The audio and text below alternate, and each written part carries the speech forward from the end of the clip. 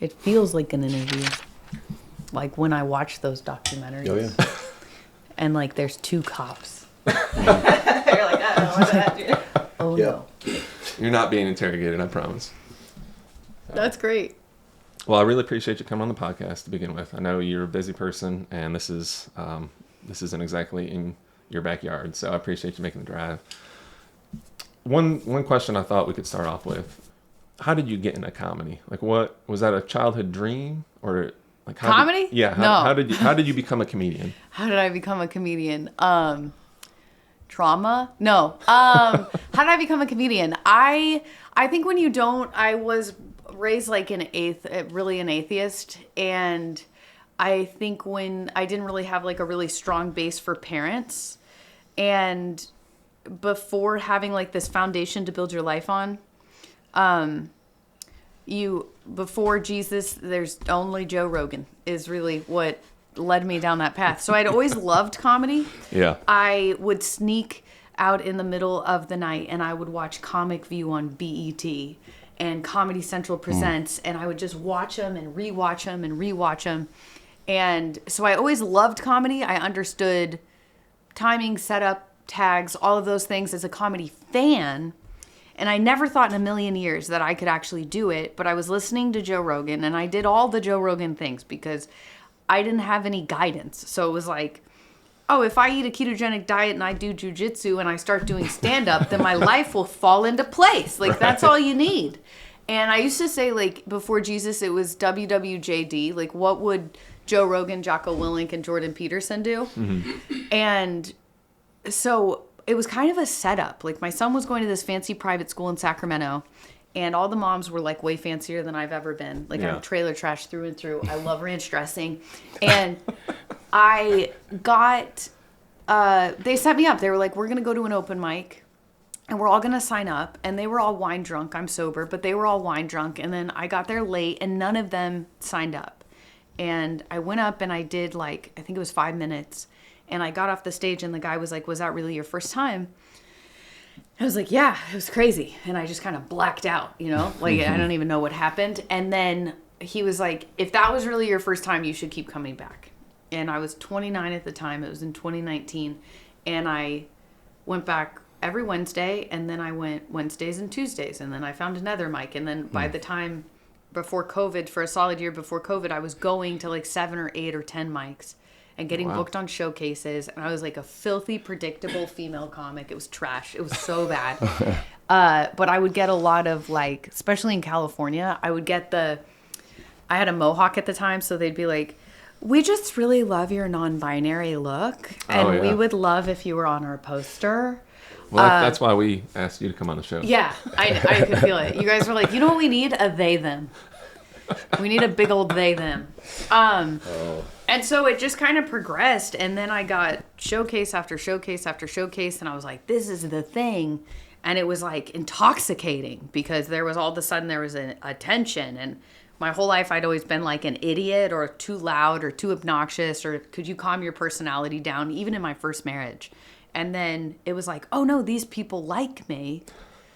And it was all bad. Like, it was just not a good space to be in. It wasn't a healthy space. It wasn't a clean space. And then COVID happened. Boom. And then I stopped living in California, moved out here, thought I'd never do stand-up again. And then things happen. Mm-hmm.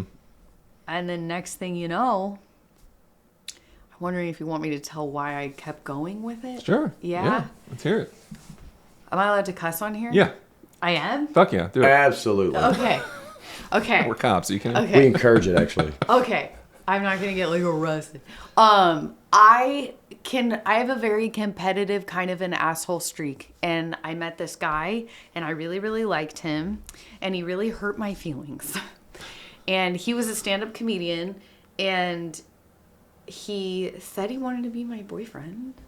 And then he was for like 6 months and then was like, I forgot to tell you I have a wife. And I was like, wow. You son of a bitch. Wow. And he was a stand-up for 13 years. And I am an angry bastard. And so he didn't pick me, essentially. So I was like, watch me get famous in a year. And by golly, did I do it. Like, the first showcase I went to was an open mic in this terrible outside bar in Columbia. And I was like, I'm going to be a clean comedian now because I just got to meet Jesus. And it was like this Confederate bar. And it was aggressive. It was crazy. It was outside. I think there was people that you guys probably know from, like, the other side of the tracks. Yeah. It was all bad. And so they didn't even let me go up until after the show was over. And so all these people are hammered. Yeah. And then the sweet girl whose career's blown up, Amber Autry, saw me on that showcase and was like, hey, I booked Don't Tell in Nashville. I want you to come to Nashville and do Don't Tell. And then somebody saw me on Don't Tell and then started putting me and said, hey, I don't know if you think you're doing clean comedy, but by like the clean standard, you're not. And I'm like, but I didn't say the C word once, dude. Like, look, come on. It just one thing led to another. And then I started with I had already been on Instagram, but now with my clothes on. So Jesus. And I started the Recovering Californian, and then everything exploded. And then I won the battle. Yeah. So you're funnier than he is now? Forever. Forever. Forever funnier than he is. Well, you are hilarious. You're very talented. I came across your Instagram. That's how I first discovered you. And I guess it was the Recovering Californian stuff. I thought that. I remember thinking, this is hilarious. And that's when I realized you live nearby, because it was right after some of the storms had just hit. And you were talking about how scary the tornadoes are. That's some detective stuff, dude. That's like legit. Like, I was mapping the bariatric pressure or whatever it's called, and you're like, on Instagram. Well, you said Tennessee, so oh, okay, I guess, that helps. Yeah, because the whole point of the video was, hey, it's really scary, because the storms are really bad that night. You were like, we could die, you could lose everything, but it's still better than living in California. Yeah. And I was like, man, that's hilarious. Yeah. And then fast forward like months later, that's when I ended up connecting with you and ended up being on your podcast. And then, in real life. In real life, yeah. Yeah. It's funny how that happens. So when I was on your podcast, that's when, we talked about some of my issues, and you volunteered some information about your past, specifically with trauma and PTSD with your ex-husband. Yeah. The one that was in the military. So when Scott and I started like brainstorming ideas about doing this podcast, I remember like when we started like drawing ideas on who would we invite on this show, like what kind of guests can we get, you were one of the first people I thought of, because we're going to be able to find plenty of people who are current first responders or former first responders in military. But this, like, talking to someone like you, I think adds a great perspective on like how that affects other people, like, because we're going to get the firsthand information from the people that have lived it. Yep. But it's going to be more difficult to find people who are married to them or children of them, people who've lived in the same house as them. So, so I was really hesitant to reach out to you, because I know that might not be something that people like. I'm so excited to talk about it. Absolutely. I can't wait. I love that you guys had to sit down though with like a notepad, and you're like, who do we know that's like really jacked up but kind of funny? Like, who could carry a podcast? And then there's somebody though that you were like, you know what? Brody's great, but he's a little too messed up, so probably not. Like, yeah, I was married to a Marine. I've racked up husbands, so it's hard for people to keep them straight. But the first one, he put in a good effort. It was, like a 15-year enlistment, so he did a good job in that marriage. He was great.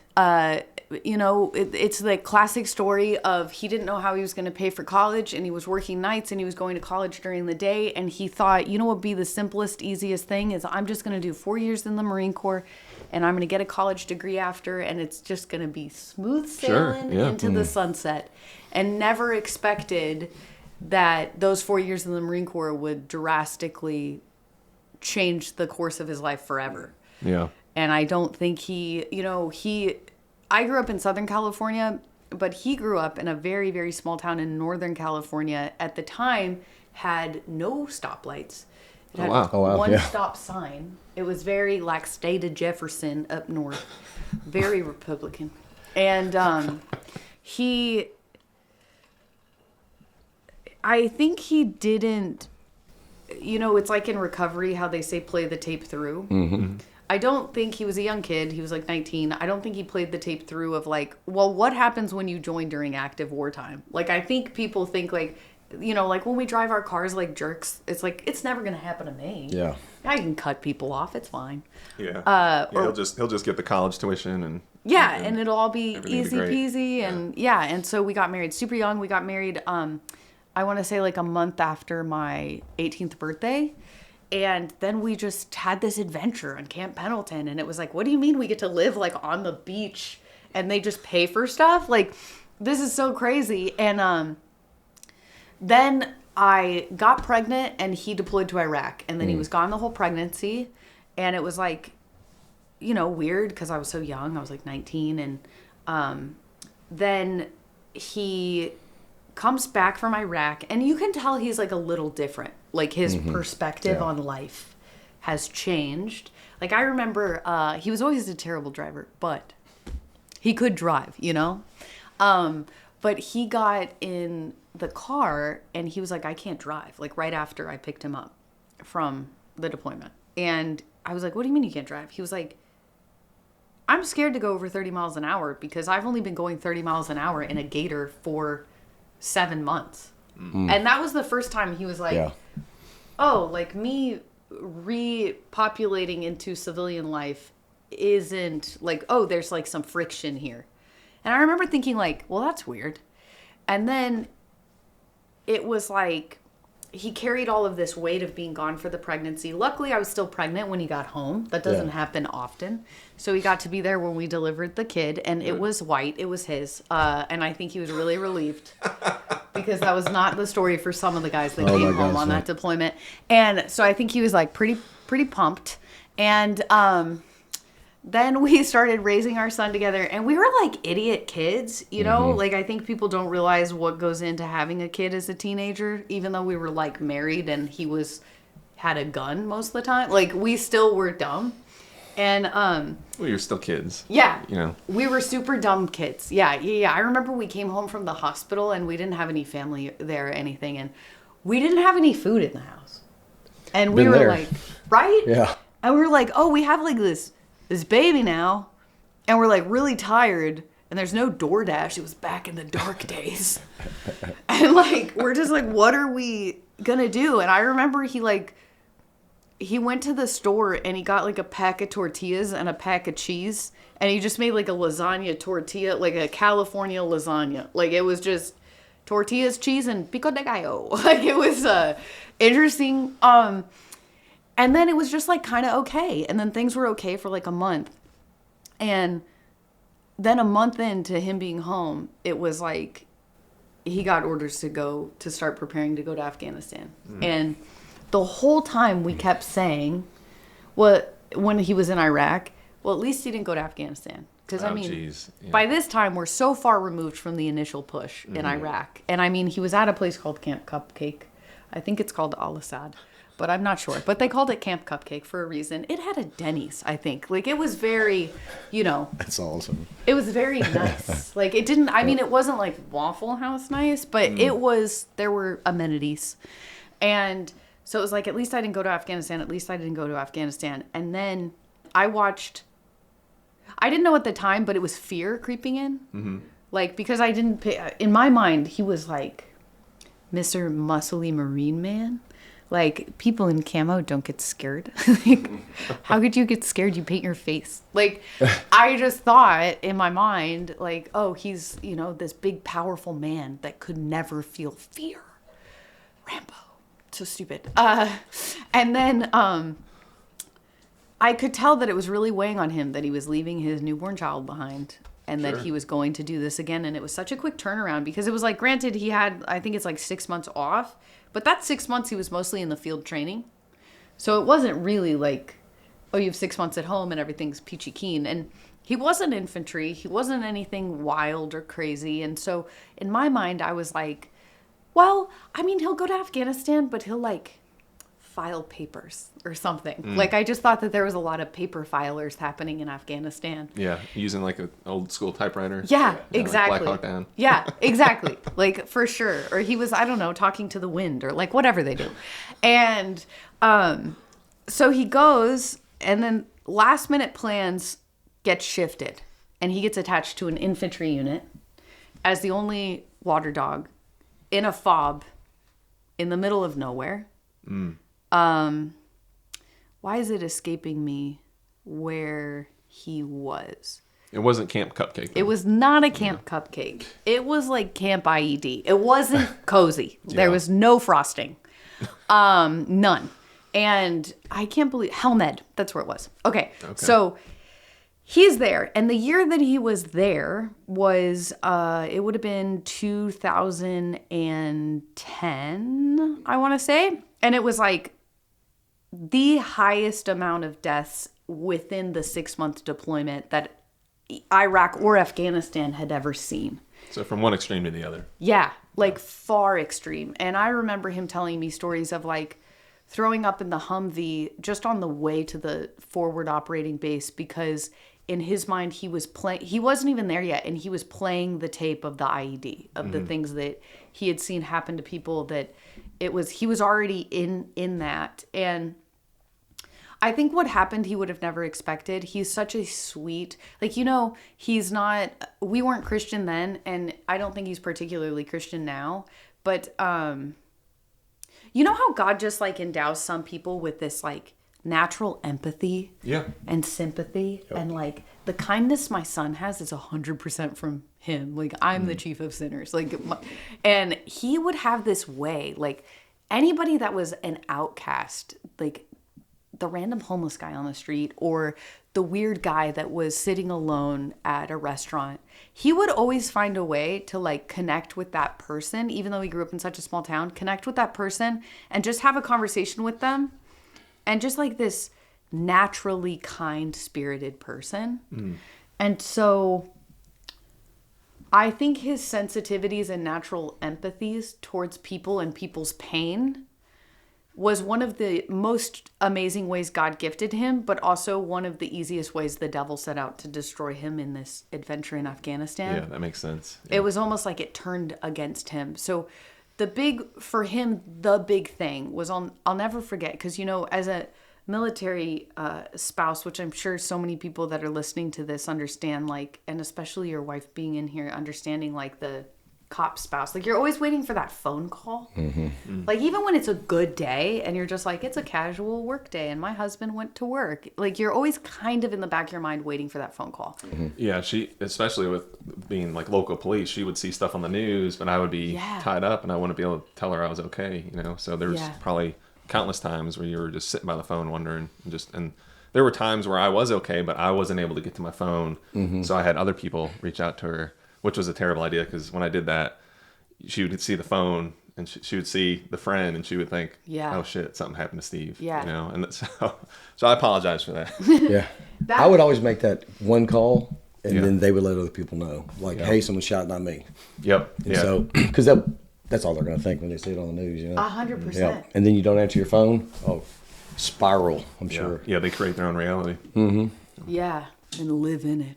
I think for me, I did get one of those phone calls. He was okay, but I got one of those phone calls, the same exact thing, where it was like, the knock on the door. Friggin' Mormons scared me the whole deployment. They got me the whole time. I was just waiting for that guy, and I'd be like, oh, thank God, they're wearing a uniform, but it is not dress blues. But I got the phone call, and it was like, hi, I'm Lance Corporal so-and-so. I'm calling about your Marine. And it was like, I'll never forget that, like, I'm going to throw up. Like, I'm going to throw up. And I was like looking at my son and I was like, I'm going to throw up. I'm going to throw up. And they were like, there was a mass casualty event you might hear about on the news. They're in River City. He's not going to be able to contact you, but I want to let you know it wasn't your Marine. You think he could have led with that? He could have led with that. Right? Absolutely. Amen. And then I remember calling his mom, and his mom is a total badass. She's like she's a scary lesbian. So no empathy with her. He didn't get that from her.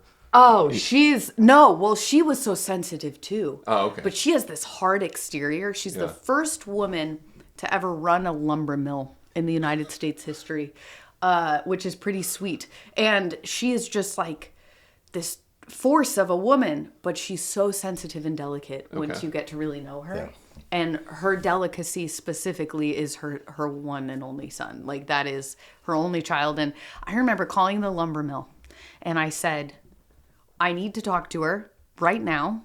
When you say your daughter-in-law's on the phone, you're going to say, your son's alive. Your daughter-in-law's on the phone. Yeah. And I was like, because of what that guy did to me. Right. Yeah. You don't want her to go through it. Yeah. I'm not dead, just like you said. Right? 100%.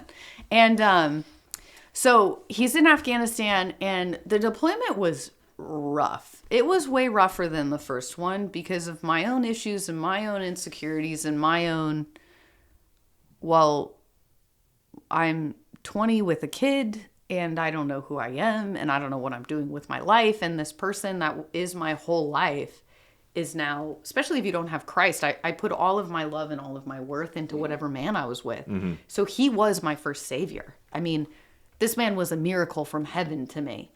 And I'm like, oh, well, now, like, you could take away my safety and my foundation, but he's my safety and my foundation. Yeah. And that is like your nervous system. It's just like, no.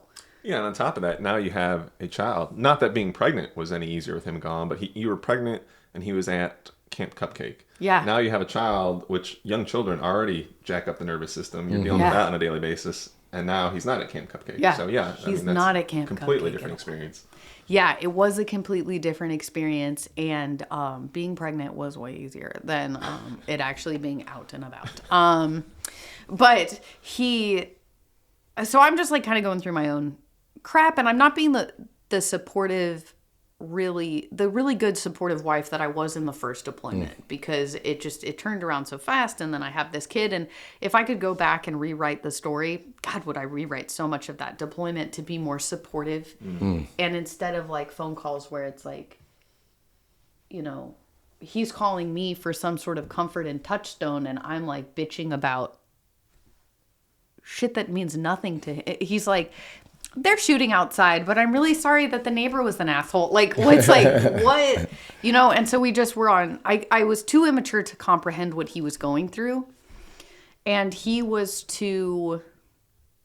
think he was too proud to express his vulnerabilities of what was starting to transpire in Afghanistan. So the big moment for him was he was always like trying to pick up rank. So he would do these extra, whatever, testing, like whatever you need to do. And he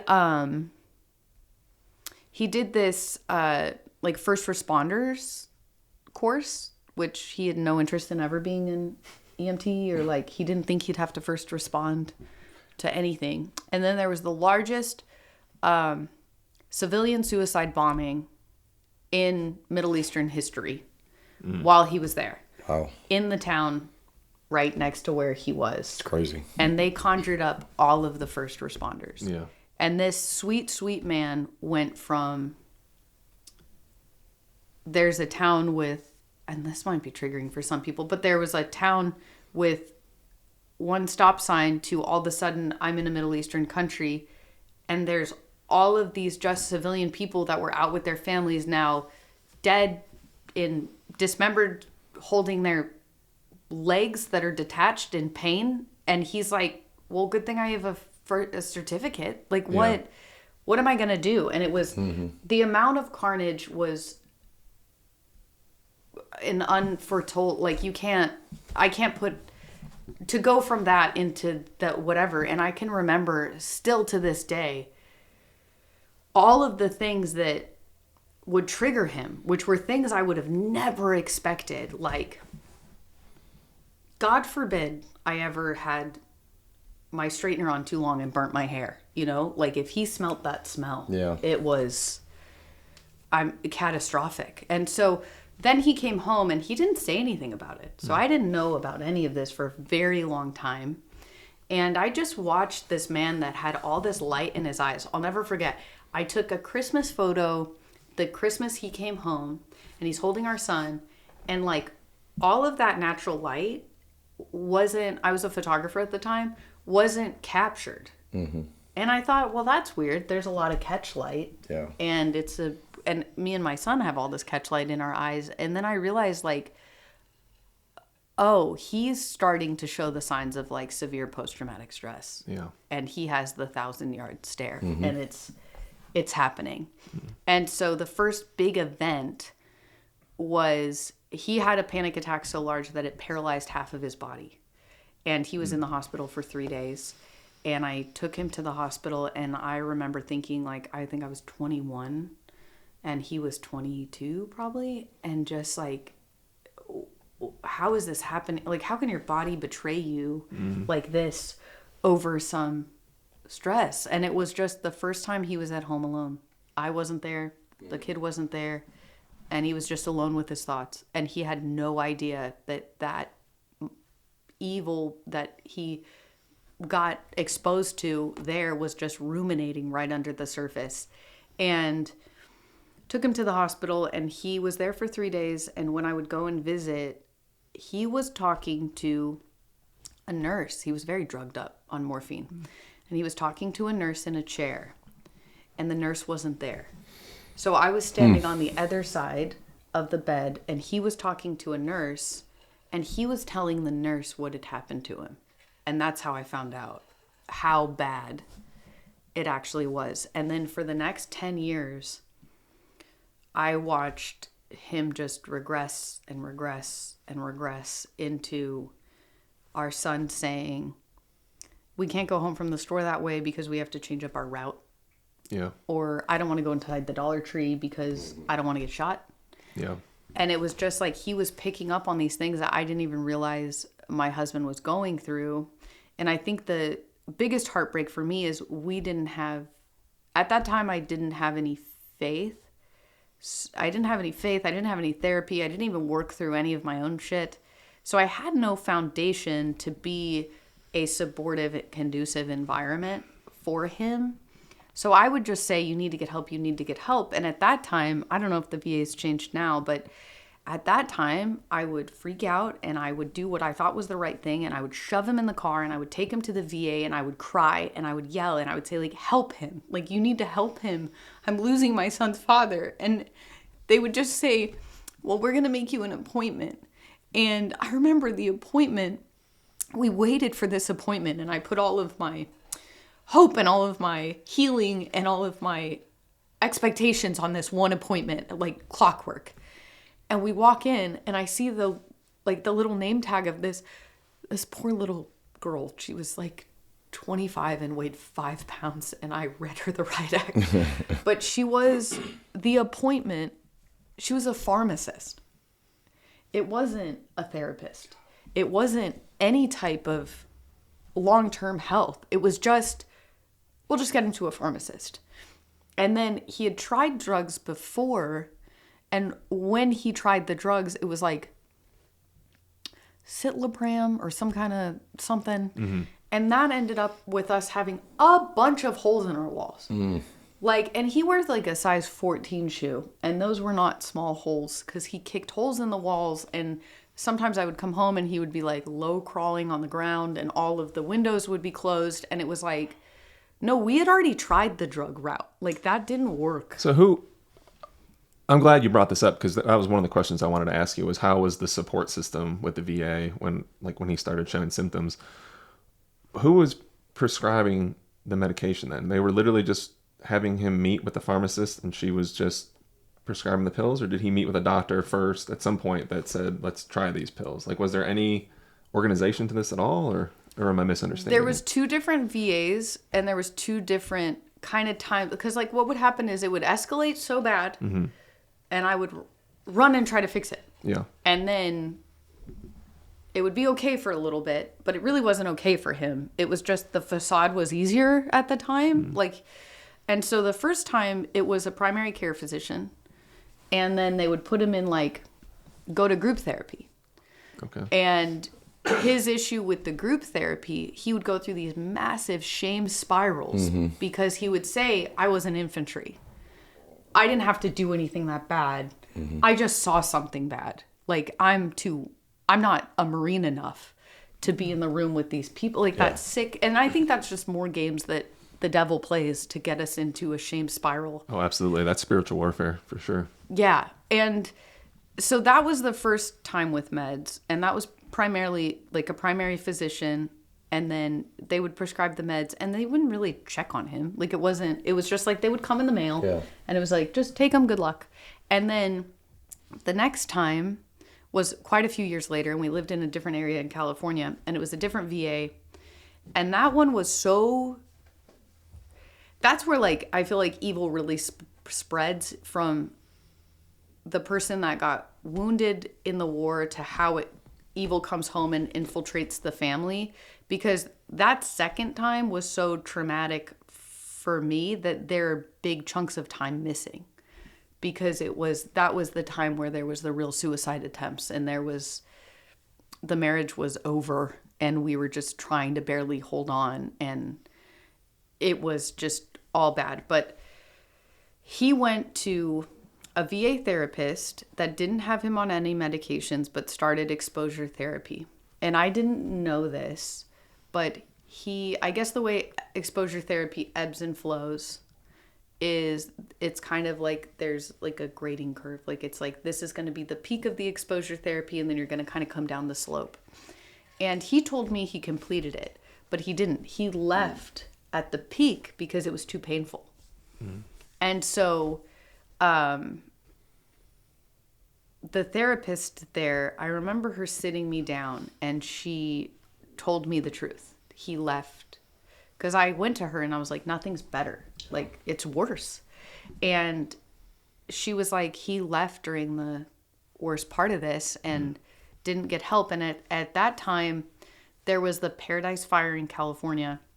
And he would do this thing where, like, he thought that his brain, and I'm sure you guys can,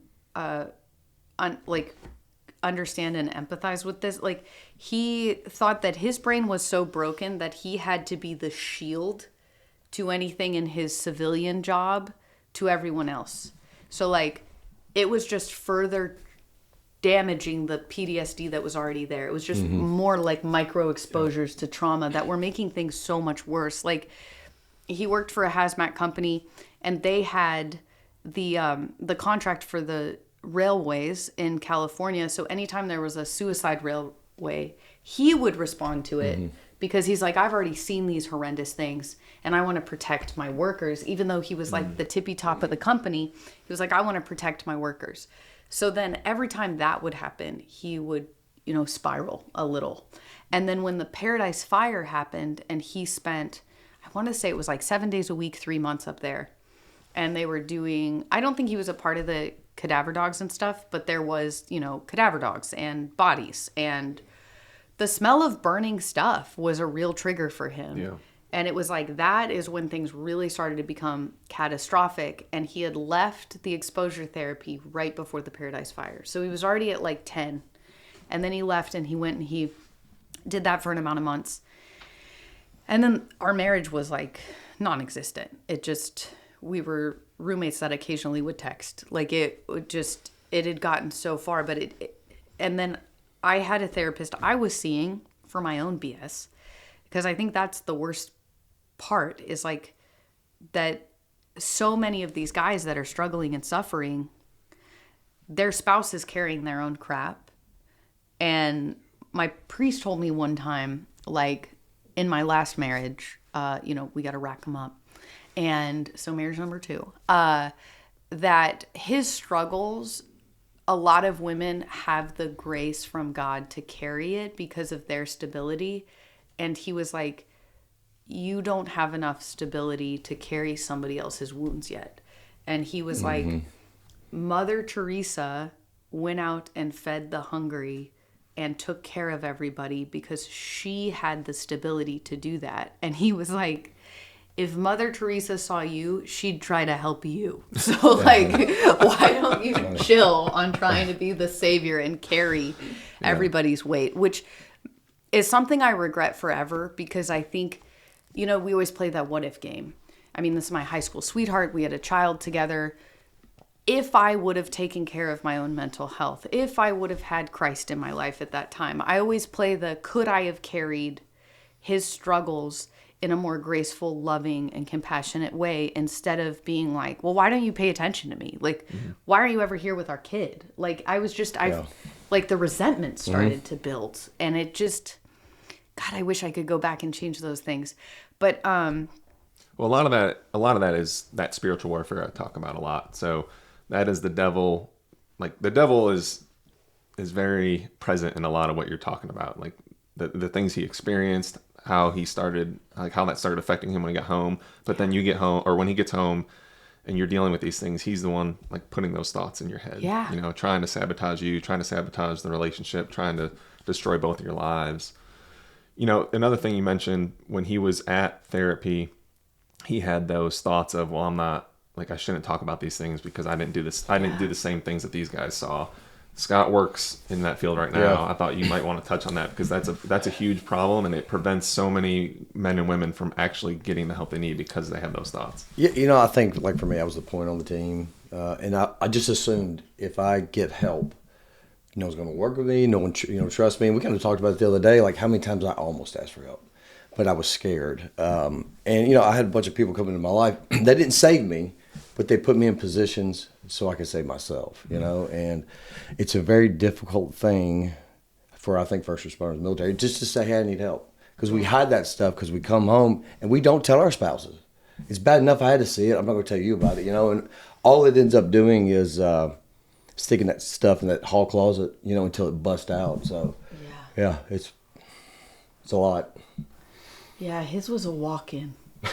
little bigger. Plenty of room to stuff in. It was a little bit of a walk-in closet for sure. Mm-hmm. Yeah, so things just started to really escalate. And then I, being the dead to rights piece of shit I was at the time, started jujitsu, found a guy that thought I was funny and was an easy catalyst for all of the emptiness I had in my marriage for 10 years to make me feel, and I would play these games with myself like, well, I'm not sleeping with him. I'm just like texting him. And so I would play these sick games in my mind when I knew I was having an emotional affair, but it was the resentment, right? Like, oh, well, he's never here anyways, and he doesn't do this, and what, like, just all of the things that I did wrong towards the end of our marriage. And so this guy is a great catalyst for me to leave. And I had done the last Hail Mary for his mental health, the husband's mental health, right before the guy. So I had kind of already had, like, Jeff Allen says that his wife had one foot out the door and the other on a banana peel. Like, I was already there for years. I was already really out the door. And the Hail Mary was, I was going to this therapist that wasn't connected to the VA, and she was doing this new type of therapy that was like magic stick therapy. It was like spot therapy. And I had been doing spot therapy with her, and it was really helping me. And she said, you know, this is kind of new, and it's new to me. And I know that because all we talked about really was my fear in my marriage and kind of things that were transpiring that were really dark, and there was some mistreatments. And I was doing the spot therapy, and then she agreed to do this spot therapy with him for free. She was like, I won't charge you anything. Because she's trying to learn how to do it. Yeah. Yeah. So it's like going to a tattoo artist who's like, yeah, this is my first day. Cool. It was a trade-off. Super excited. Yeah. But she had been a EMDR therapist for like 25 years. Okay. So I liked that she wasn't like an intern off the street. But she was like trying to work out this new therapy and how to do it, and if it could help people with extreme PTSD. And so she agreed to see him multiple times a week for free. And That's awesome. He never came to any of the appointments. No. He was just too, by that time he was too isolated. He was too in his own head, and he just wasn't ready to ask or accept help. Like, and so for me, that was like, we're done. And then Joe Blow, black belt douchebag shows up And then next thing, freaking Joe Rogan. Next thing you know, I'm off to my own adventure. I'm doing stand-up. I'm getting fit. I have my own life. I'm finding my own self-worth in all of these other places. And we just really drifted so far apart. And I remember sitting down with him and I was like, I kept asking him to do just a few things for like 2 or 3 years. Like, I really wish you'd put my name on the house. It makes me feel like I don't live here and I help pay for the house. And he was like, yeah, I'll get to it. I'll get to it. And I have the same flavor of ADHD. So if you ask me to do anything logistical, it'll take 2 or 3 years too. Yep. But I sit him down and I'm like, I want a divorce. And he's like, I've wanted a divorce too for a long time. And I'm like, okay, great. Yeah, there you go. We're in sync. And then at some point he decided to change his mind. And, you know, you're my person, you're what keeps me safe, that kind of verbiage that I think when people are trauma bonded, which we were so deeply trauma bonded. And so he moves out, he's doing his own thing, and then, I mean, there was a lot of nuances that don't bring him in a good light, and I don't want to do that because he was a wounded person, and I know how I acted out when I was wounded, and so I would never want him to be beholden to some of his mistakes at the darkest time of his life. Because he's sorely repented and apologized for those. But I think whatever had happened, I was at home and he was there and he wasn't supposed to be there. And he was like, you're not leaving. We're not getting divorced. We're not doing this. And I was like, I'm leaving. And he wouldn't let me leave the house. And I was doing jujitsu. And I remember like really chucking him, which he could have killed me. But I like really chucked him out of the way and I went and he didn't look good. He didn't look good at all. And he called me and I still have the voicemails on an old phone because I can't come to delete them. But, you know, screaming out, crying, I'm going to kill myself. I'm going to kill myself. And then I called the sheriff's department and the sheriffs were worried that he had a gun. So they waited for me to get there. And they go in and he was in the bathtub and he had drinking bleach and he'd taken almost a whole bottle of Benadryl. And what were they waiting on? Like when you say they waited for you to get there, did they want you to try to make communication with them over the loudspeaker or on the phone or something before they went in? Or no, I think they were worried he had a gun and we had one of those like digital code things. And he was worried they were worried it'd be like caught by suicide. Yep. I think was their fear. And then they put that fear in my head. So what was their plan though? Like when you got there, what changed? What did they expect you to do that would change the suicide by cop that they were afraid of? I unlocked the door. I think that was the big thing was they couldn't get the keypad on the door to go. And then they didn't let me in. I mean, they went in and cleared the house. I'm surprised they let you up to the door, to be honest with you.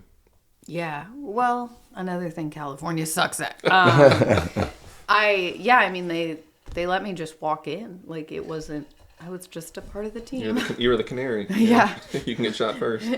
But they cleared the house, and then I heard them talking to him and then asking for a first responder. And I was like, holy shit, this is really happening. And I just remember screaming out his name and like just like a movie. Like I didn't mean for it to play out like a movie, but I guess they know what they're doing when they write them. I screamed out his name and I slid down the wall and just sat on the floor and cried hysterically until they moved. Somebody picked me up and moved me to a couch. And I remember when they were taking out him on the gurney, our wedding photo fell.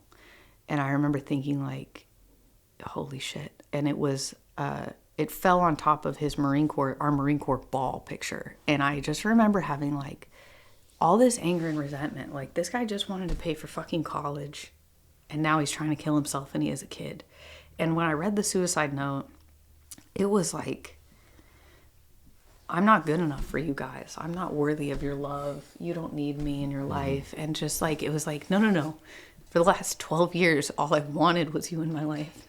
I wanted you so desperately. I mean, we've been divorced for 7 years and he's remarried and he's happy. And I still ruminate on, God, if I would have just had church, or if I would have just gone to therapy, or like, I still think of all the ways I could have fixed things when we know that's not true, but it's so easy to go down that path. And so by this time I'm totally like out of my mind with stand-up comedy and men, and I have abs for the first time, and I'm just a real piece of shit. And you add this trauma on top of everything else, and I'm just don't know how to handle it. Like, I go to the hospital, and he's on like I went to the hospital, and the paramedics made it sound like he was going to be fine. And so I was like, okay. And I called a buddy of his to drive me, and I get to the hospital, and like the lady said the worst words I've ever heard in my life. She goes, I'm so-and-so's wife. And they go, they're all working on him. And I'm like, all working on him doing what? And she's like, they're all working on him, and they'll be out when they can. And the doctor came out, and she took me out of the waiting room and into this like blacked out room. And she just goes, he's not going to make it, and you have to accept that. And that was all she said. And then she walked away. And they wheeled him upstairs on life support. And he was on life support. I sometimes say 3 weeks. Other people have told me it was 3 days. I just lived in the hospital. I don't know. I remember one time I went home to shower. And as much as I love this man, this bastard, I went home to shower, and that was the one memory he has, is when he woke up and I wasn't there. And I was like, I lived by your side for days, and you only remember my cousin? Like, but I remember too, I had to call the neighbor, and say, like, you have to clean up the bathroom because I can't see it. And it was a lot. I mean, there was his driver's license, a picture of us, and a suicide note, and the Benadryl and the bleach. And it was a lot of moving parts. And it still irritates me to this day is he had a t-shirt with a rooster on it, and it said big on the top. And I was like, you were going to kill yourself in a big cock t-shirt? Like, I was going to find you dead in the bathtub in a big cock t-shirt? Like, what are you doing? Have some class. But I still, like, just recently I moved, and I have kind of like a box of like keepsake things, and I'm not a very sentimental person. I still have the note, the shirt he was wearing, the hospital bracelet, like the weirdest things that like I just can't let go of, because it's like we were so close to losing him. Like, it was so close. And so then I continued to go down some crazy ass mental spiral, which we don't need to make it about me. And he goes and he ends up getting into like a 2 or 3 month outpatient program. I think Wounded Warrior Project paid for it. People tell me I flew him there. Like, I got on a plane with him as his person, and I flew him there. I have no memory of it. Wow. It's just, I'm like, I guess, I don't know. And so all of that time is just kind of jumbled. But I remember when he got out of the hospital, he got out of the outpatient program, we tried to put it together again, but by that time there was so much damage. It was so far gone. And that's another regret, because I could have tried harder, you know? And then we went our separate ways, and he went back to Camp Pendleton because that's where he felt the safest, was like around other Marines. And he had this, you know, all of these things that were such a skill set, hypervigilance, all of these things. And they were a skill set there, but they were a mental illness outside of the military. So I think he just found a lot of comfort in being around Marines and stuff. And then he met some girl, and they've been married for a couple years now, and my son goes to visit, and they're very happy. And him and I have a great friendship now. We send each other stupid Instagram reels. Like, he's very medicated for sure, but he made it. He found homeostasis. Yeah. Basically. Yeah. Well, I think he's straight, but well, yeah. I appreciate you sharing that. I know that's... Was that too long? No, not Did I at all. run the light? No. Great. That's the whole point of this podcast. We want real stories. We want to talk about things that most people aren't talking about because they're they're uncomfortable things. You mentioned this may be triggering for people. Don't worry about that. Like, that's the whole reason we're doing this. If you're crying in your car, I'm sorry. I wanted to say, you mentioned several times about you having regrets. Like, I wish I'd done this. I wish I'd done that. You did the best you could with what you were equipped with at the time. Of course, now, whenever we look back at the past, we're wiser, we have more experience. We would always do better if we could go back in time. But that's not the reality of it. When you're as young as you were, and PTSD and the things he was struggling with, if they're still not talked about enough today, in 2010, 2012, whatever year this was, they definitely weren't being talked about enough back then either. So the resources weren't there. And that is more like every time those thoughts go into your head, because it happens to me, happens to Scott, happens to all of us, that's just the devil again. That's just that spiritual warfare trying to weasel its way in there. And the thing I've realized, and I'm not good at it by any means, is being mindful of my thoughts. And whenever I start to spiral, I try to catch it and like be aware of, hey, you're doing it again. You're thinking about stuff. You're thinking about regrets, what I could have done better. I'm a piece of shit. What did I do? I have to stop myself, because if I don't, that's gonna lead me to drink again. That's gonna lead me back to thinking about suicide again. Scott and I both struggled with suicide thoughts before. Yeah. So for whatever it's worth, like, just try to remember that. Try to catch it in those moments. Like, no, I'm not entertaining that right now. That's a demon over on my shoulder. It's the devil, and I'm not listening to you right now, because I know you're just trying to sabotage. You're lying to me, and you're trying to destroy my life. Yeah, those shame spirals are. Oh yeah, it's hard. Those things are no joke. So what would you say to the next wife? What advice would you give them, thinking about your situation? Thinking about my situation. Thinking about my situation is a tightrope, because there is so much regret and remorse of like, I wish I could have fixed this. But there was a lot of, and I think a lot of women go through this with husbands with PTSD, there was a lot of like deep betrayal and mistreatment. And it's almost like at what point do you say that my self-worth and my self-respect, it sadly is more important than your life and your mental health? It's almost like you have to get the life raft for yourself, and like, how they always say, like on planes, you put your oxygen mask on first. I used that analogy the other day with my wife. Yeah, me too. It's like you have to really talk to extremely healthy people that aren't attached to the marriage, whether it's like, a priest or a therapist or somebody that's like way outside of the intricacies, like not a family friend, not a friend, not somebody in family, that you can lay it out. Because a lot of the times there are like inexcusable abuses happening to women that are married to men with PTSD, which I'm very grateful that I was never extremely like abused or mistreated if there is a spectrum of abuse. But there were some things that I would really change. Like, he had gotten a vasectomy and I was so excited I accidentally got pregnant. Can you believe it? I didn't even believe in God at the time, and I was like, this is a little miracle baby. And I don't think that I spoke loud enough about how bad I wanted that baby.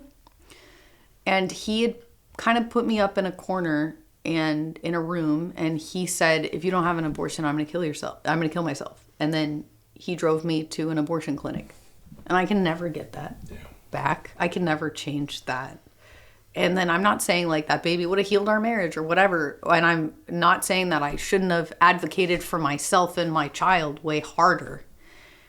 But I'll never get that time back. And so in his mind, I'm assuming, which I'm not supposed to do, I'm assuming he was thinking, I already am barely making it for one kid and a wife. Like, how am I going to possibly bring another kid into this world? I'm assuming that it wasn't malice and malicious thinking in his heart. I think he really has a great heart and he's a great person. And those are things I can never change. Like, I can never get that moment back. And that for me was the pre-hot jujitsu guy. That was the, fuck this, I'm done. Like, this person is beyond whatever I'm capable of. And I mean, we've talked about it since then, and he's very much like, I didn't think that it was that important to you.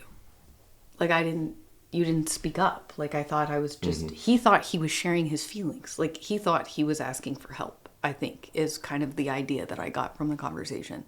But, so I think there is this, yes, it's great to save a marriage, but there are healthy boundaries and respect that we have to have for ourselves, even sometimes if it means letting go and just trusting that whatever God has planned, whether it's injustice or mercy for that person, not injustice, but injustice, separate words, or mercy for that person, that you can trust in what God's plan is for them. And if he didn't try to kill himself in a bathtub, which is crazy, if he didn't go to Afghanistan, I would have never ended up Christian.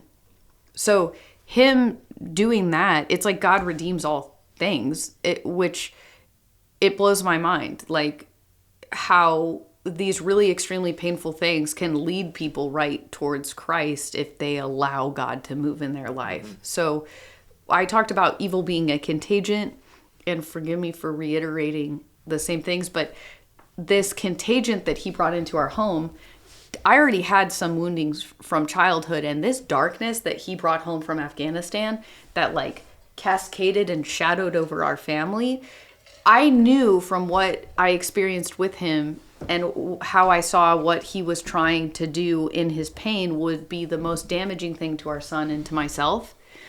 And that same contagion just got to me. So then I had suicidal thoughts, and I had deep depression, and I had all of this remorse and this regret, and it's my fault, and I couldn't, blah, blah, blah, blah, blah. And then COVID happens.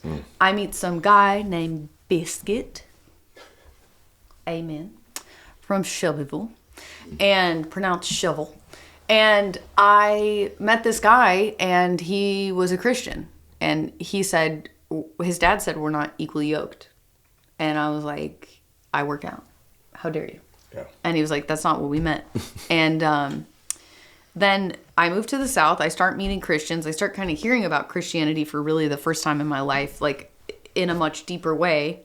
And then me and the guy break up. I'm alone. I don't have my son at the time. He's with his dad because of our custody agreement at the time. And I find myself in a bathtub, alone in an apartment in a state I don't know anywhere, where the world's falling apart because of COVID. And I'm like, I'm done. Wow. Yeah. I'm done. And so it's like his demons in that porcelain translated to not only the same place, but the same outcome. And I remember being like, I'm done. Like, this pain is too much. And I didn't understand redemption. I didn't understand faith. I didn't understand that pain could be a good thing long term. At that time, it was just too much to bear. And I had watched this sermon for the first time. I'd never seen a sermon before. And this guy said, the problem with Christians is they pray all the time, but they don't read scripture. And I was reading scripture all the time because that guy said we weren't equally yoked. And again, it pissed me off. And I was like, I'll show you, bro. I'm a better Christian. Yeah. Not even I'm a better Christian. I was like an atheist, and I was like, I'm going to disprove all of this. Yeah. And I started, and I was like, in the beginning, stupid. Like, I was just so irritated by the whole Christian everything. And then I started reading Proverbs, and it was an answer to all the problems I ever had. It answered way better than Joe Rogan. I didn't know. It was possible. And so I'm sitting in the bathtub, and I heard this guy say that earlier that morning, Christians don't pray, or Christians pray all the time, but they don't read scripture. And if it wasn't for COVID, and if it wasn't for moving to the South, and if it wasn't for the bathtub, and if it wasn't for him trying to kill himself, none of these things would have transpired. There wouldn't have been an online sermon like there was during COVID. Mm-hmm. I wouldn't have been able to see this guy speak. And so he talks, and I kind of heard it. And then later that day, I'm like, I'm going to kill myself in a bathtub. And I have a Bible, the same Bible that I bought to prove that guy wrong. And I treated it like a magic 8-ball back then. And I just opened up the page. I cried out like, I'm done. Like, this kid's not going to have a mother. Like, we're done here. Like, there's nothing left for me to give the world. It was like whatever infected him was now living in me by his experience. And so I opened up the Bible, and it said, all all that fail to find me love death and harm themselves. Clear as day. Wow. And I was just like, whatever this is, I'm in. Like, this is true. This is 100% true. And so if he, like, it's just the thing, right? Like, he's happily married now, and he's with a girl that understands him and loves him. And the biggest thing for me is the woman that is with him now, if I could speak to any woman that divorced or is separated from their husband that's not interested in reconciling, is that woman that loves him now fell in love with the version of him that is post PTSD. She doesn't have to re-fall in love with this man that's not who she fell in love with. I fell in love with this man. He came home in better shape than ever, but the man that I loved died in Afghanistan. He doesn't exist anymore. And sadly, I didn't have whatever I needed to fall back in love with who he is now. But that woman desperately loves this man as he is today. And that is a wondrous gift that makes me smile regularly when I think about the resentment that I have for myself. And then on the flip side of that, his darkest moments gave birth to my greatest joy and my greatest life. And his darkest moment ended up saving me long term and my son, because my son is devout and loving and joyous in the Lord. So it's like, no matter what happens in this span of time, at some point, even in the darkest, like the guy you were telling me about earlier today, even though it's like so upsetting that man's gone, there's some way God is going to redeem it, even in the pain, even in the martyrdom, even in the dying in your own cross. Like, it's so upsetting, but it's the fallen state we live in. I'm sorry to be too Jesus-y. No, that was wonderful. That's an amazing outlook. And you know what I was thinking when you were telling us that, Scott and I have talked before about we hate the things that we had to go through to get to where we're at now. Oh yeah. But we want to change it because it's brought us to a better place. Mm-hmm. The part of the scripture I was thinking about when you were sharing that was Stephen. When Stephen was stoned to death, that was a terrible thing. But if that hadn't occurred, all the Christians in that area wouldn't have fled for their lives. And if they hadn't done that, the Christianity wouldn't have spread when it did. So some people may have a difficulty like understanding the comparison there, but it's tragic things can happen and good things can come from them, like you're talking about. So I really appreciate you sharing that. And no, that's not too Jesus-y at all. That was perfect. Good, because I couldn't help but notice. Yeah. Hi, guy. Are you Catholic too? I'm not. My kids are though. Oh, your kids are, but you're not? Not at all. Oh, this just took an interesting turn. No, they go to Catholic school, so they're Catholic. So. Oh, okay. So you were like, we want them to have a good education, and then you were like, damn it took. It's a discount if they're Catholic. Oh, really? Yeah, absolutely. So you were like, get in the water. Yeah, if they were not, we'd have to pay more money. That's the Ramsey plan, man. That's awesome. That is more than rice and beans. I love that. That's hilarious. I'm not Catholic. They're Catholic. I'm Catholic, yes. It's a lot of difference. You're Catholic. You're Catholic? 2 Catholics. 1 Orthodox. And 1 discount. Yeah, amen. There you go. Amen. I love that. They get a discount. I wonder if I could. I don't want to convert my kid, but I could maybe. I'm like, ooh. A coupon? Right. Yeah. A Catholic convert coupon? Coupon, yeah. You mentioned... I kind of want to go back to when he started to get help. Like when he first, like you're taking him to the VA, he's having trouble opening up in these group sessions because you're saying he feels like, well, I didn't experience the same things that these other people did. I think that's a very common problem. I know I've definitely felt it before. Like, I don't want to bring this up because yes, it does make you feel weak, and that is very uncomfortable, but that's not even the part I'm talking about. It's almost like I don't want to talk about these things because it's going to make all those people that died in that explosion about me. And that's like a phobia that we don't want to do in society, especially in these military and first responder communities. And then also like, well, this guy over here, he did way more than I did, you know, and it's I wish we could get past that, because we need to stop comparing the experiences. Like, Yeah. whether it's 100 pounds of weight or 200 pounds of weight, it's a lot of weight, and it doesn't matter. It's still affecting us the same, And what I want to know is, I know this is early 2010s era, so I already know that there's not enough discussion about it. From your perception, what was the attitude among like the people he worked with? What was the stigma surrounding PTSD and getting help and coming forward and saying, I'm struggling at home? Yeah. Well, he was honorably discharged by the time it really hit the fan. Okay. So he got out and he desperately tried to get back in. So he was a Marine. He tried to be in the Coast Guard, in the Army, in the whatever. And like all of the paperwork stacked up against him. Why do you think he was doing that? Just to avoid, like as a distraction? So he started, I think, to feel that ostracized, like I was kind of talking about how he felt really comfortable around Marines because all of these things that were quote unquote wrong with him in the world's eyes were learned skill sets by the military that were valued. And I think one of his biggest regrets was getting out of the Marine Corps. And so I think he wanted the camaraderie, he wanted the people that understood him, and then getting out at like 26, 27 and having seen the world in the way that he saw it and having to just go to like a regular job, like a 9 to 5 and be like, oh, okay, like what are we doing here? And then he tried college for a little bit. He was a tattoo artist for a while. And he was just trying to find his place because his whole identity was wrapped up in the Marine Corps. It was like who he was through and through. It was like there was honor in it. There was structure in it. It was the rhythm and beats of his life were structured around whatever they said.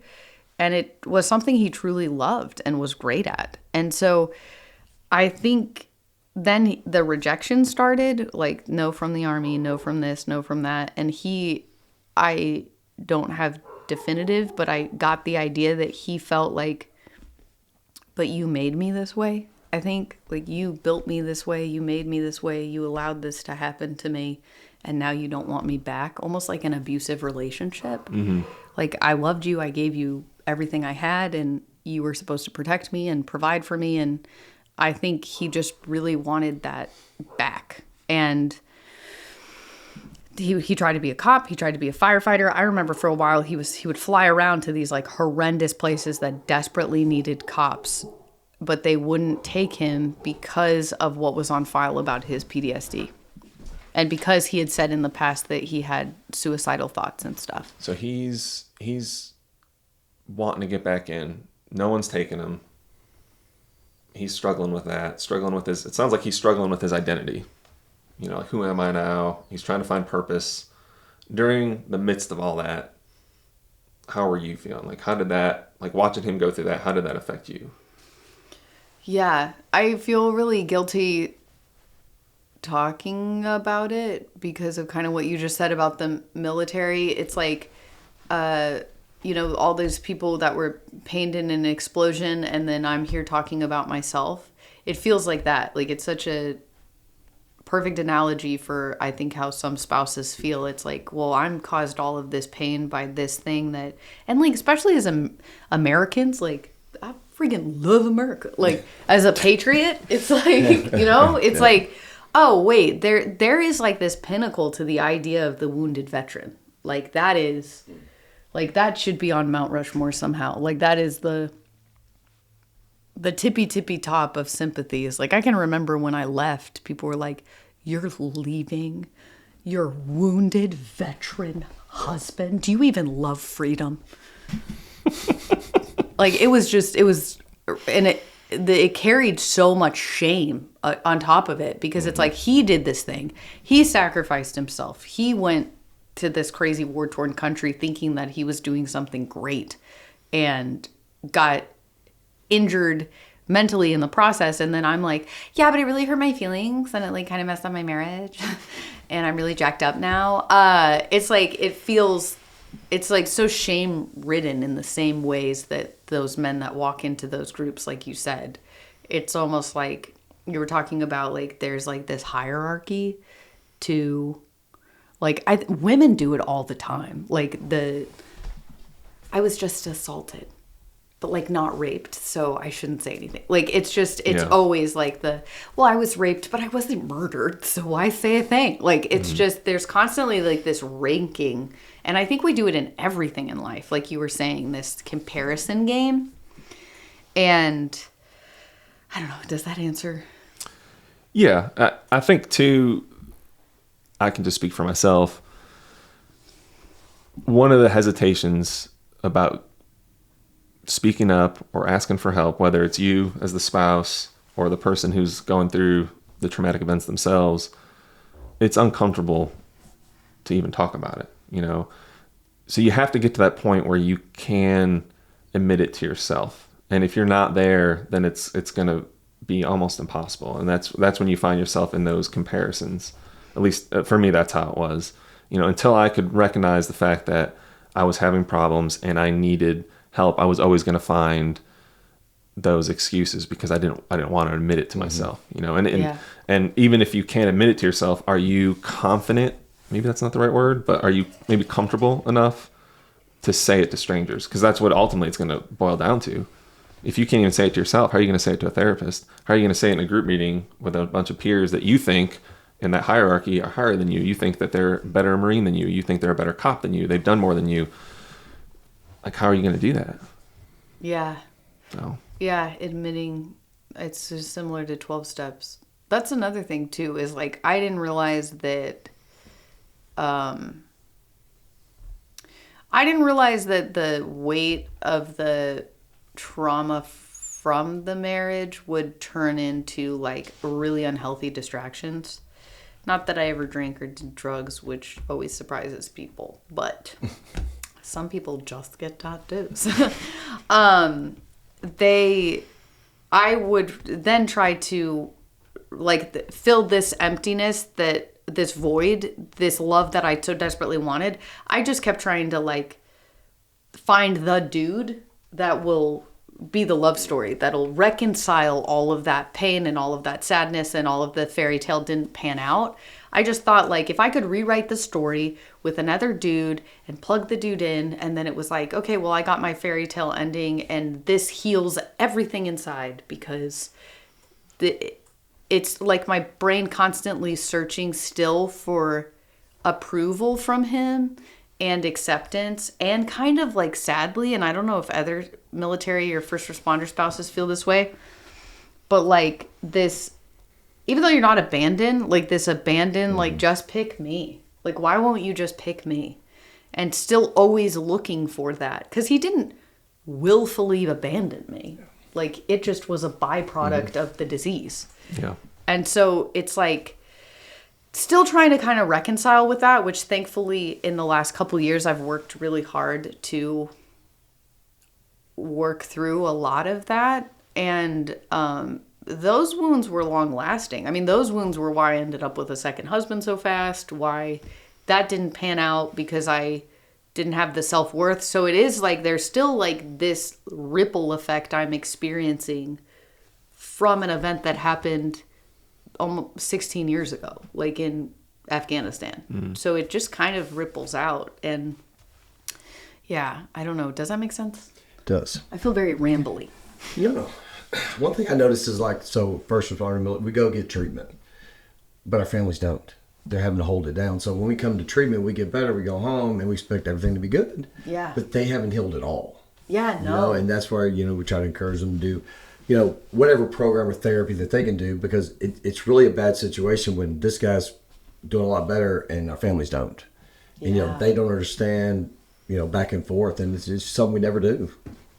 Yeah, it's so true. I wonder if there will ever be a space for spouses. Kind of like, I have a very close friend who lost a child, and she went to this bereavement like camp for parents, but they don't have one for siblings. And they also don't have one for like immediate family that are like a little bit on the further, I guess not immediate, but like cousins that are very close that are almost like siblings. And so what happened in her case was her daughter was born with cancer and ultimately was healed for a small amount of time in her preteens, but ended up passing away around 16, 17. The cousin that was like a sister couldn't stand the survivor's guilt and took her own life. And so it's just like this, like there isn't enough support for the service member, but also for the families, and which is something I never even considered. Like, why isn't there? Because I remember when he deployed, we had like an hour shindig, a brief for the spouses about like, this is the emotional crap you're going to go through on a deployment. Like, you're going to be sad, and then you're going to be angry, and then you're going to be sad again, and then you're going to be angry, and then it's the excitement of him coming home, and then fear comes in, and all of like kind of this is what it's going to be. But when they got back, there was no like debriefing for spouses. Really? Yeah, there was nothing. Do they do that now? Do you know? Has it changed or gotten any better? I don't know. I try to stay away from Sure. Marines because they are. It's a lot. I don't mean it a lot like, oh, it's such a painful experience. I'm like, with my own personal issues with like love addiction, I don't think like being around a bunch of like hot jarheads is like the right place for me to be like hanging out. Like, you know what I mean? Yeah. Like, oh, you look like an idiot that as a challenger want to get married. Like, I don't need a third husband is what I'm trying to say. Like, should probably be hanging around churches for those dudes, maybe. You know, especially God at my age. Can you imagine? Jesus, almost 40, an almost 40-year-old Marine that's got 20 years of that under his belt, and he's still single. I hope he listens to this podcast. Well, hopefully as time progresses, if they haven't already, that'll be something that they become more innovative in. I know, every police department around the country is different. Scott and I have talked about that too, how some have made leaps and bounds in helping like with officer wellness over the last 20 years. And then there's some that haven't evolved at all, so I don't know where the military is currently, but hopefully that is in the works, that they're starting to not just take care, because I know that's been lacking for a long time, taking care of the soldiers themselves, but more support for the families as well. Do you think if first responders, like police, firefighters, EMTs, if it was structured more like the military, do you think it would be healthier, just in the way, not like a 6-month deployment, but I mean like 3 days on, 4 days off, 3 days on, 5 days off? Like, because there is that, even though you're training and you're getting ready to go out again, I think there is that, maybe it's a false security, but like, I'm home. Yeah. Like, I can really, I'm home. It's okay. I think some of them have that, not all of them. Yeah, I think it depends. Obviously firefighters have usually a different schedule than police officers. That's an interesting point. One of my therapists that I was speaking to a few weeks ago brought that up, and that was kind of her vision, and we both realized like that's never going to happen, but that was her point. The same thing. It was like, we need to give officers more time to decompress, because I'm not going to compare police and military, like which is more difficult. They're both extremely difficult, but for police, you may go to a call that's very traumatic, and generally speaking, you got to check back in service and then go take that shoplifting report. There's a fender bender down the road. You're gonna have to go take that. So police officers don't usually have any time to decompress. And that was kind of her point. Like, we need to get to the point where officers can have some time off in between shifts.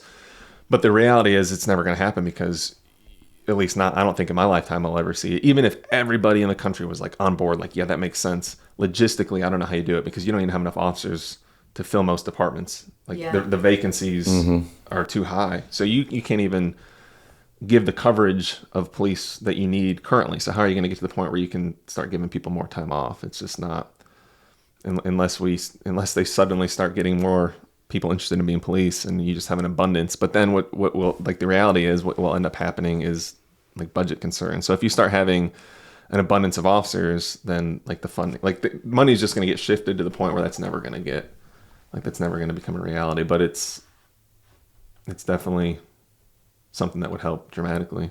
Yeah. That would make a huge change. I mean, especially in just the family lives alone. Well, I guess we'll just all run for office and we'll figure. I don't really know how office works, but we'll figure it out. I have a really good friend that's actually the Secretary of State of Tennessee. And I'm always like, do I vote for you? And he's like, no. And I'm like, but like, then how do you get your job? And he's like, I've told you this like 10 times. I'm like, I don't get it. It's all very... I know. I just shouldn't vote, really. I mean, honestly. They should have, like, a test, like a litmus test. Like, do you know what this means? Like, do you know what this do you know what this person's job is? I'm like, not really. Not allowed to vote. I'll pick them, but I don't know what they do. So what's next for you guys in your healing? Where do you feel like you are now, and what is the hope for this podcast long term? Raise awareness, like for me, because I've had ups and downs throughout the years. And when I have my downs, it's really bad. And one thing that I deal with a lot is visions of my children being dead or hurt, And I finally have started opening up to my wife about it. So when I have those and she'll say, you're staring off, I tell her right away so she can help me get through it. So, and we were talking the other day, she said, because she never knew me as an officer. But she said, if you ever talk about it, which you don't very much, you talk about the same 4 or 5 calls. And I'm like, I never even caught that. But, those are the calls that stick with us. Yeah. But, a lot of what they suggested, so when I took the alcohol away, I took away my solution to fix my head. Yeah. So that's when I had to let it go, EMDR therapy. I had to do what I was told. And once I did that, my life got better instantly. It's when I take control back, when I have, this is my idea, it usually doesn't work out, Yeah. So, we highly encourage not only meetings or whatever it is, but definitely get that help because, that stuff is not going to go away, Yeah. So we have to work on that. Are the meetings structured like my husband once removed, my last one, he really struggled with like lust and love and sex addiction. And I did too, but I was just like way further on the healing process and he didn't even realize he was struggling with that stuff. And to go through that with him was like really eye-opening because I read this book by this guy named Nate Larkin who actually lives in this area. And he started this thing called the Samson Society. And being so close to people in recovery and then also now people in the Samson Society, which is specifically for men struggling with those issues, is they have it's not quite like a sponsor, but when somebody goes to a meeting for like PTSD or cop-related or what service member issues, how does it work? Like, because saying like, oh, I tell my wife right away, is there a structure where the spouses, if they're not able, don't have to carry the weight of the intrusive thoughts? Because I'm an alcoholic, so I have that program. Hi, I'm Carollynn. Yes, Al-Anon. My wife now, she's never really been around an alcoholic. So when I do things or whatever, my thought process, she's like, what is wrong with you? But so she would go to meetings with me. She did Al-Anon. So it gave her a better perspective of what I was going through. She's never going to understand it. Like, because she'll ask a question and I'll say the answer. She's like, that's what? But I'm like, that makes sense to me. Because that's just what goes through my head. But, I really fell in love with the process of getting sober. And in that, I didn't learn not to drink. I learned how to live my life sober, And because if you look like to any 12-step program, AA for, there's only one step that talks about alcohol. The rest is about me growing up, taking responsibility, helping other people, and that's the vast majority of it. So I think we kind of get into that kind of stuff. If a person is all in, people will try to come in half-assed, it's just not going to work. But once people go all in, they get better. And it's crazy to see it. Because I just wonder if there is like a space for the 12-step structure in healing for PTSD and like if there's like a structure and a sponsor and like is there a meeting like that already exists? For just first responders? Yeah. Very rarely. And one of the biggest things too, like for us is there was a meeting house that I wanted to go to, but it was an area I worked. And I'm like, I don't want to go. I don't want to be in a meeting with somebody I could have arrested, right? Because I work vice. Well, I don't mean AA. I mean you guys starting an AA structure that's not AA for first responders. So what we do, actually weekly, but we do a recovery meeting.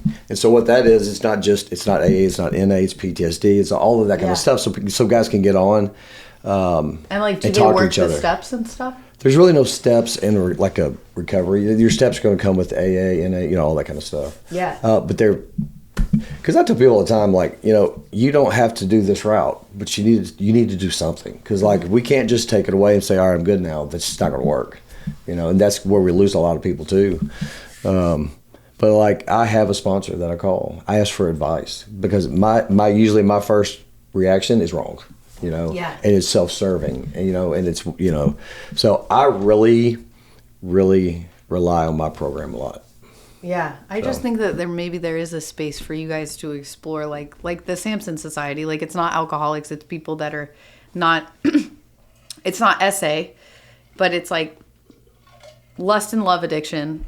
It's like somebody just wrote, like, "Hey, this is a program that helped me heal from lust and love addiction." And if you wrote like, "Hey, this is a version of the 12 steps, but this is targeted for working the steps from being a first responder, not an alcoholic," not like, I just wonder if there's a space for that, because then the sponsor and the structure and the just working the steps in any Sure. capacity, if you could just give those guys the steps, and a lot of them are like, "I'm not an alcoholic, I'm not a drug addict," and it's like, okay, but making amends and relying on a higher power and admitting your like weakness over what your life's unmanageable, like all of those things I could see. So I'm just saying, start a new group. That's all.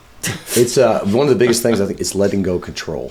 So like, when we're officers and we go to a scene, we say our word goes. That's just it. And so when we get out, we start doing all these things like meeting, whatever it is. It's very hard for us to let down our ego. Yeah. And say, tell me what to do, because we tell you what to do, and but once I see that, and that truly, you're a good example, when it truly switched, you can see it. You can see it in the way they act, the way they talk, but it's also about maintenance, because I can't just do this one time and just be cured. I constantly do this. I still do trauma therapy. It's been years, because if I stop doing it, I slide right back into some of those old habits, same attitude, anger, and all that kind of stuff. And I just hate it. I wrecked everything, and I wasn't really, they were all based on decisions that I made. And it's kind of, there was a little bit of shame and guilt there, because it involved my children. Like, if I do this, if I drink again, I'm going to lose my kids. I did it anyways. I thought I was slick. I thought I was going to, get away with it. And I didn't. Thank God I didn't, Yeah. And so we talked about earlier, like, what do you regret? My answer is nothing. I can look back on things, and I'm just telling you, like, I could see where I learned this and this and this. It sucks at the time, but in the long run, it saved my life. Yeah. Mm-hmm. I love that. Yeah, it's when you go to therapy or when you go to rehab, whatever it is, I get what you're saying, like having some kind of like structured plan for people who suffer from PTSD that may not suffer from a substance abuse. There has to be follow-up. There has to be, like, I call it, like, the analogy I use is training. So if you never train for a sport, if you never train for your job, you're not going to be any good at it, right? When the day comes that you need to perform, it's the same with this stuff. So the reality is, I didn't go to rehab. I don't go to therapy with the expectation of I'm going to come home and like I'm cured from cancer. Like, whoo, done. Yeah. I'm good to go for the rest of my life. I've realized that it takes a conscious effort, like training, and training my brain to catch when I'm spiraling, because that's exactly what leads to wanting to drink, wanting to hurt myself, whatever it is. Everyone's going to have their own individual battles, but if I don't train to fight those demons, then how am I going to win that battle? Of course I'm going to lose. So having some kind of structure to help people like get through that is kind of what he was talking about. Like the house that I went to, they do a weekly meeting that's kind of like that, and that's one of its purposes. But that's great. It'd be great if there were more like that out there, especially for first responders and military. And that's one of the things that made that rehab so special, is there's not, like, that's not common yet, and there needs to be more places like that for specifically for those communities to get help. Yeah. Yeah. Okay, let's start it. I'm ready. I got one more question. Yeah, shoot. Say you look back on your process and everything. What is the thing that you're most proud of? The thing I'm most proud of. Oh, wow. It's so funny because you said my process and that shame immediately. I'm like, I don't deserve. It wasn't my process. I think what I'm most proud of is I think some people, like you kind of said, like, oh, you're not going to just be healed or you're not just going to come out and the cancer is gone. But just when sometimes it's really hard, like that forest through the trees. When I sit down and I look at the woman that walked away from that man that was in so much pain, I was this selfish, self-righteous, I'll do whatever the hell I want to do. I don't give a shit about anyone else, just monster. And like I've course corrected with Christ for the last 6 years to become this like kind, loving, how can I serve the community, this sweet person. And like, even though if you knew what was in here, you'd be like, you're going straight to hell.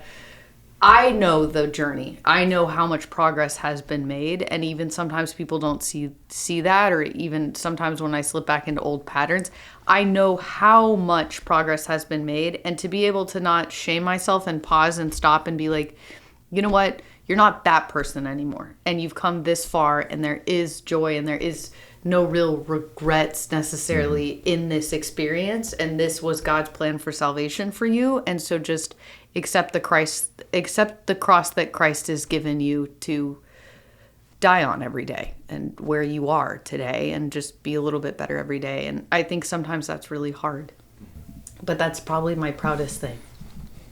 It's awesome. I'm a proud big girl. Well, I really appreciate you coming on today. I know Absolutely. how Thanks for having me. Really, Yes. really awesome. And I mean that sincerely. I know it's not comfortable talking about these things. I have especially on armpit sweat. I can't lift up my arms. I